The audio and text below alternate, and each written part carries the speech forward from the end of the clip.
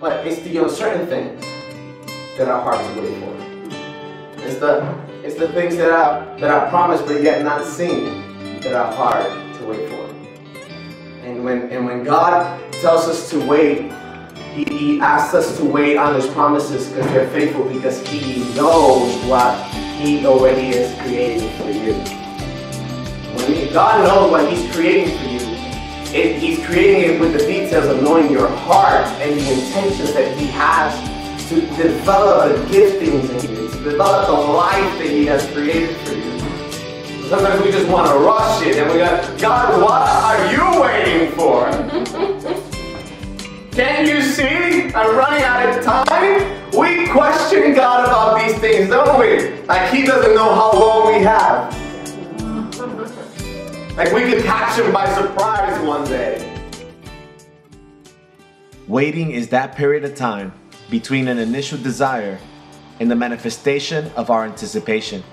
For many of us, it's a time that tests our patience, where we discover the limits of our frustration and walk the borderlines of disappointment, sometimes even leaving us without the faith to believe in what we desire. For some of us, it's a welcome challenge that clears the path of the past and makes way for a more promising future.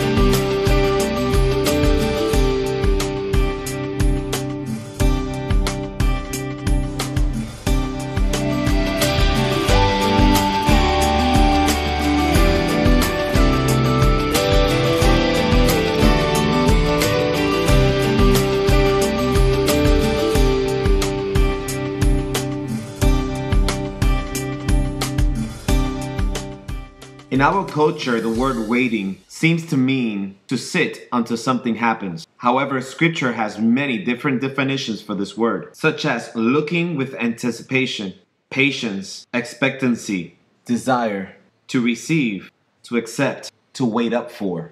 But none of these words seem to come to mind when we anticipate something that we really desire.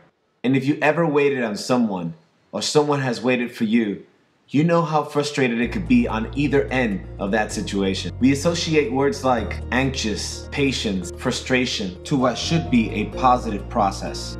However, anxiety is the evidence that we're waiting the wrong way. Waiting should be associated with words like anticipation, expectancy, and confidence. Confidence that we will receive what we desire. Scriptures gives us a promise that says, "Those who wait upon the Lord shall renew their strength. They will mount up like wings of eagles.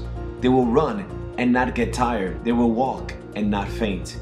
Seems to describe someone that's more than just patient, but gracefully soaring above all situation, getting closer with power and majestic wings of eagles to their desires. While we wait, we have so many questions. And sometimes, like a child in anticipation, we constantly ask, are we there yet? Are we there yet? Are we there yet? Some questions to be explored in order for us to understand that the time that we wait has a purpose. What does it mean to wait? Contrary to popular belief, waiting is to be still until something happens. It actually is an action word that invites us to prepare with confidence for what we are waiting for, like making room for new furniture that we just bought, or donating some old clothing to make room for a new wardrobe. Waiting actually is the preparation in anticipation for what we desire. The evidence that we are about to receive it is simply that we desire it. What or who are we waiting for? If you're a guy and ever took a girl shopping, you know what patience really means. And if you're a girl and a guy ever took you shopping, then you really know what patience is. Waiting is a process that is not comfortable no matter what receiving end we're in. However, patience is not a word to describe how we're waiting. The word expectancy actually implies that there is a sense of confidence that at the other side of this space, there is something waiting for us. When we're told to wait on the Lord, it doesn't mean to put our request in and just sit back and wait on Him to do something about it. It actually means to take the opportunity to prepare yourself and have confidence that all things work for good for those who trust the Lord. This is a conviction to the belief that life was given to us with the promise of prosperity and the gift of joy. The reason why we get impatient while we wait is because we have our own ideas on how what we anticipate should arrive. And trying in our own effort to make it manifest, we lose focus on the reasons why we wait. Many of the things we wait for are actually things that we could live without. When we wait for something we don't need, then we actually waste our time. Using our energy to focus on unrealistic expectations does not prepare our lives for the blessings that we hope for and the ones that we have been promised. The waiting process is meant for us to think, analyze, and create realistic expectations, not just for simple desires, but a desire that is needed in our lives. Desiring something that we do not need actually steals away from us our joy. For joy comes from the gratitude of the things that we already have. Gratitude says, I have need for nothing, therefore I am full of joy. And joy is absolutely necessary to make this waiting process one of excitement and not frustration. So if we have everything we need, then what are we waiting for? Well, desire should bring forth inspiration. And inspiration, motivation, to actually make us do something, like working really hard in anticipation to save money for a vacation, or studying as hard as you can to ace that final exam.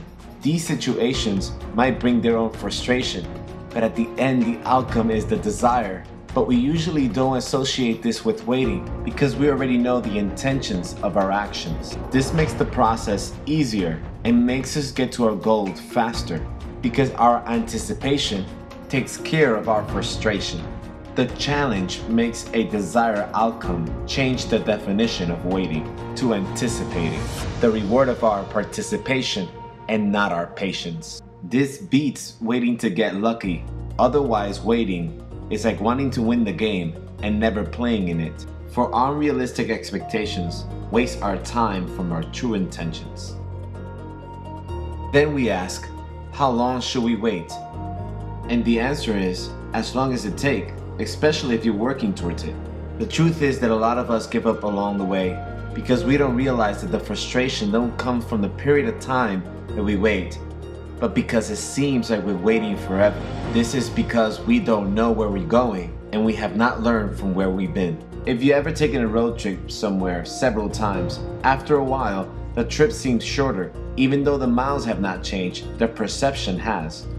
But even after you've done this trip several hundred times, if your desire is just to get there, then the trip is going to seem like it takes forever, even if you know everything about the road.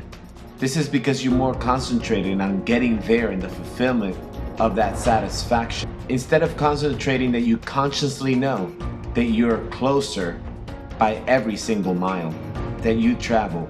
Nowadays, traveling seems easier because of all the things we have acquired to entertain us along the way. Having fun in the journey is what it's all about. If we just get frustrated because we haven't arrived to our destination, we might miss a lot of fun stops along the way. So it's always a good idea to prepare our hearts not just for the anticipation of what we desire to receive, but for the lessons we will learn along the way and the priceless wisdom that we could pass on to the next generation. We shouldn't just work for the weekend and anticipate Friday to get here just to get the reward of our pay. But along the way, we could be missing out on the sense of purpose and contribution, therefore losing the value that we have in our own lives and the appreciation of those that we serve, love, and take care of. So may we accept this challenge of life, that it's not about patience against frustration, but against the possibility to dream big and work hard and enjoy the process. For the journey is the reward, and may our only need be to get on board with the program, because as we've been waiting for life, life has been waiting on us.